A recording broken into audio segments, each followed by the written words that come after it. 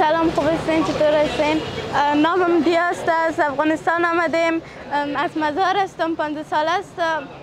زما نوم دیا ده. د افغانستان د مزار ولایت یم. 14 کلنه یم. کله چې کابل سقوط شو موږ دلته راغلو.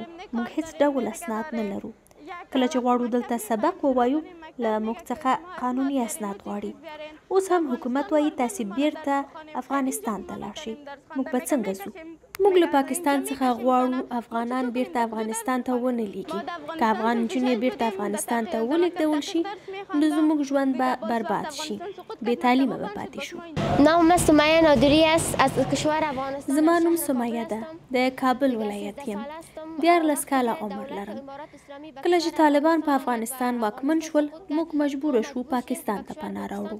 2 کاله کېږي پېښور ته راغلي یو. موږ نه ویزه لرو او نه هم کارډونه. هیڅ ډول اسناد موږ سره نشته. دلته ښوونځي کې سبق وایم، کورس ته هم ځم او اوس مې ازموینې هم رانږدې شوي دي. اوس د پاکستان حکومت غواړي افغانان له دې ځایه وایستل شي. له ما څخه ازموینې هم نه اخلي ځکه ویزه نه لرم. زه په افغانستان کې 6م کلاس کې وم. په تحقیق ښوونځي کې مې زده کړې کولې. دلته 3 کسان یو. له ما سره 4.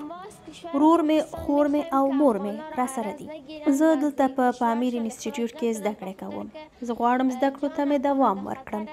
مګر اوس چې ازموینې را نږدې شوي حکومت غواړي موږ بیرته افغانستان ته ولیږي. هلته په افغانستان کې مو هم ښه ژوند درلوده مګر زده کړې مو نشوې کولی او که له دې ځایه بیرته لاړ شو بیا هم بې تعلیمه پاتې کیږو.